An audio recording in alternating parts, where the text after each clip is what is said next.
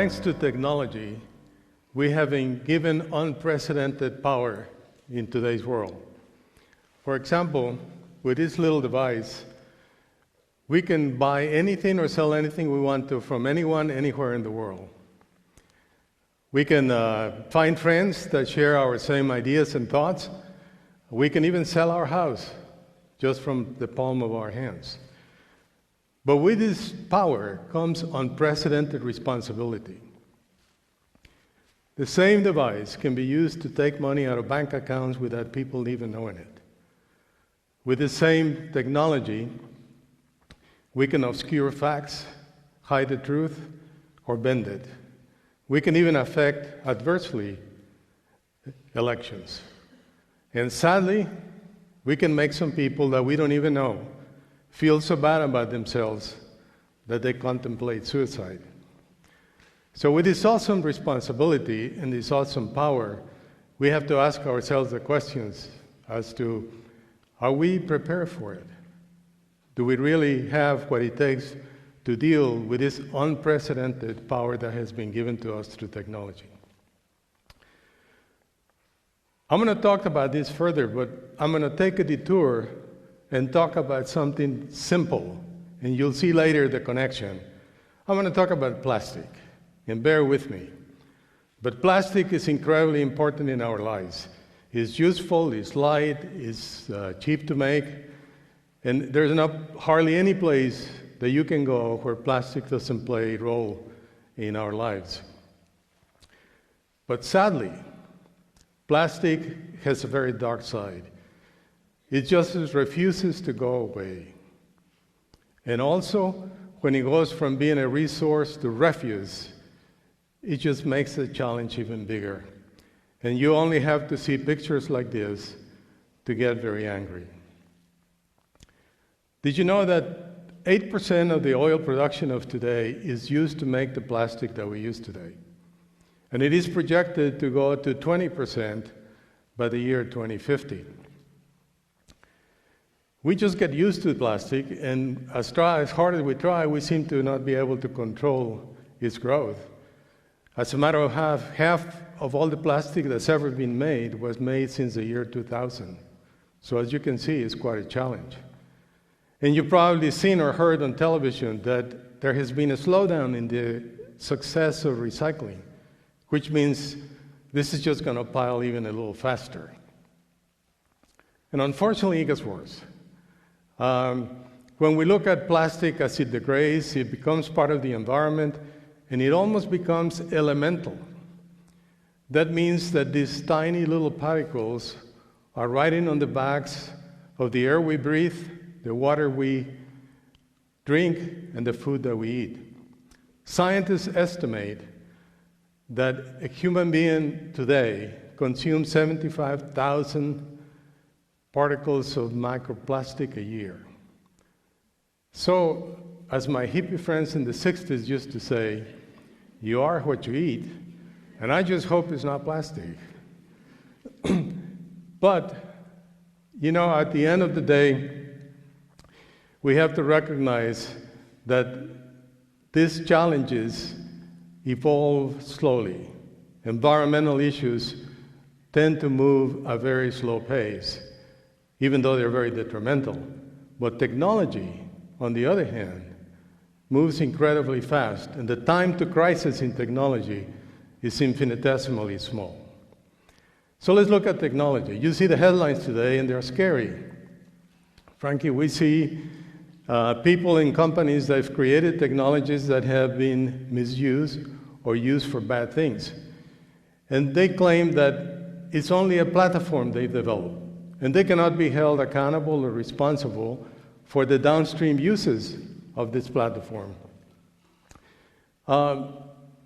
That's a little bit challenging because it requires a tremendous understanding of this technology to be able to deal with the negative sides of it. And therefore, we have elected officials in Congress that don't quite understand it. Now let's look at where we are with technology. Technology now has become like plastic. It's pervasive everywhere. And information has become the new raw material. How do we understand this, and where do we go to get the challenges understood and better addressed as we look at technology and information in today's world? And if you think plastic has gone tremendously crazy over the last 50 years, technology is doubling and triple at a rate every year that is just incredible. So think of technology, particularly information, as plastic. Where is it going? Who controls it? Who owns it? And what are we doing with it? You only have to look at places like Facebook. In 15 years, Facebook has gone to become, with a population of global users of 2.5 billion per month.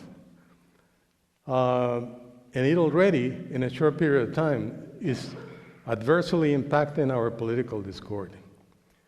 Talk about face recognition technology. Has been perfected with the use of artificial intelligence, and now has allowed bad actors around the world, especially in China, for example, to stop the free flow of people and ideas. And the Internet of Things has gone from hype to being a few portals of listening devices in the homes that are always listening. And you have to wonder, where is this stuff going? Where is this information going? Well, when you look at this and you realize, as an example, that the National Security Agency is supposed to be tasked with protecting us, but that bad actors are trying to hack it 300 million times per day, frankly, doesn't make me feel that safe and secure. The other part is, where is all this stuff going? And what can we do if we're only 1 out of 8 billion people in the world? What can each of us do to try to impact this and hopefully contain the damage of some of these technologies? I'm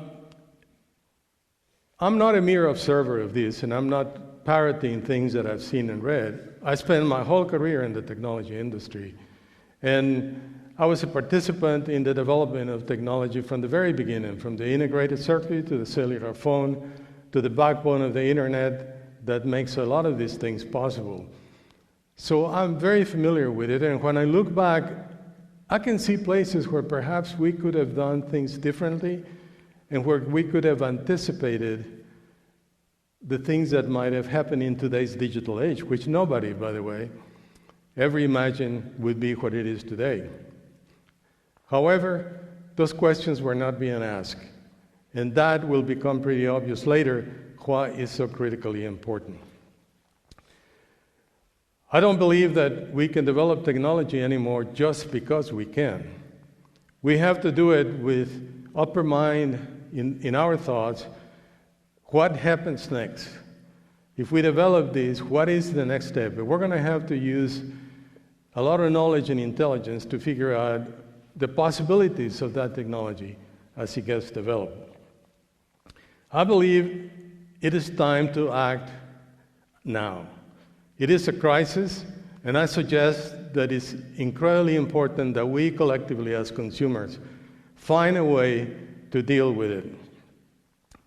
In today's world, we would expect to have a government that perhaps debates the issues, helps us pass regulations or laws that help optimize the good benefits of technology while at the same time minimizing the dangers that it can cause.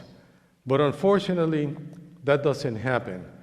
And so what we have up until the election of 2018, we had a Congress where there were twice as many talk show hosts as there were engineers and scientists. So it's very difficult to expect a significant effort at dealing with this in an effective manner. And if you saw Mark Zuckerberg testify in Congress, it was embarrassing, to say the least. As a baby boomer myself, I thought that I was looking at somebody explaining to my beautiful great-grandmother how to set up a home router. It was really terrible. And so we have an industry, we have a challenge here with an industry that is refusing to deal with the issues, and a Congress, frankly, that has clearly shown that they're not knowledgeable, they're confused, and they misunderstand things. So what if we look at ourselves as consumers? So what should we do? Should we continue to just be passive consumers, taking in all the technology that's developed, the latest update, the latest gadget? I suggest that we have to move rapidly from being passive to being active. We need to become what I call an activist consumer. And you might ask, well, what does it mean to be activist and a consumer at the same time? It means that we must use wise wealth wallets, informed consciousness, and louder voices to be able to impact not only the industries that are creating this technology and products, but also our elected officials to act in the way that we want them to act so we create the world that we want to create. It appears to be a daunting task, frankly. But since I spent my career in the industry, I can tell you that it's not as daunting as it appears. I actually think this is quite simple, and there are three things that I believe that we should do. First, we must engage with intent. If you're considering a purchase, any purchase of any kind, you must ask the questions about, is this company aligned with my values? Is this company doing the things I think they should do to make sure that we as consumers understand the product better and understand its implications? A good example of that is, many of you in the audience perhaps own a smart doorbell. I don't know if you're aware of this, but the smart doorbell companies have signed agreements with over 800 law enforcement agencies throughout the country where they share the information that's collected on those smart doorbells. They didn't ask you. And if you didn't know, that means you were not aware of it. But it was done, and the question is, does that make sense? Should you have participated in the decision to share information from your house without any warrants, for example? Next, we must spend with purpose. Companies are out to make money, and when they don't make money, they're very unhappy. So it's a great opportunity for us to let them know what's important to us and why. These companies react to consumers when it affects their base.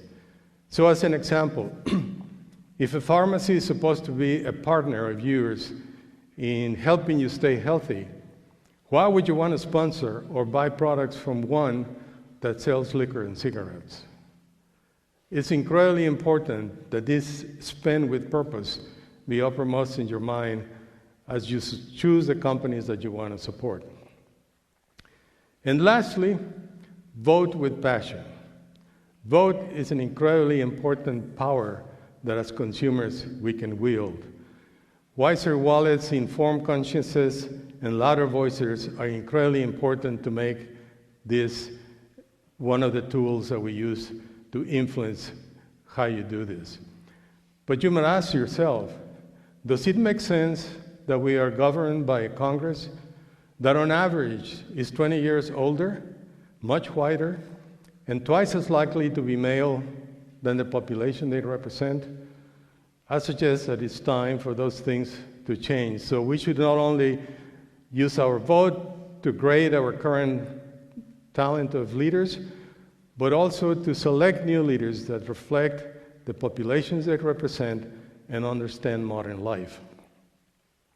As I said in the beginning, with unprecedented individual power comes an unprecedented responsibility. And I think it's critical that we maintain that focus as we figure out how we're going to implement those three things that I talked about.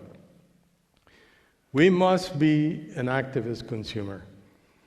And to evolve, and in doing so, we will evolve not only from being active and influencing the power of industry and the power of politics, but we will evolve as good citizens to helping create a better world for only for ourselves, but for our children. And I will leave you with one thought. This became pretty apparent to me as I was thinking about, I've been thinking about this for a few years, is that Thanks to technology, which gave us this incredible power, we are able to get the answer to any question we want with just a click away. So the challenge for us to address these issues is not the answer, but the question. So we must invest the time and energy required to ask ourselves the questions that are important. So sometime in the future, a new generation of people will not look back and say, what the hell were they thinking? Thank you.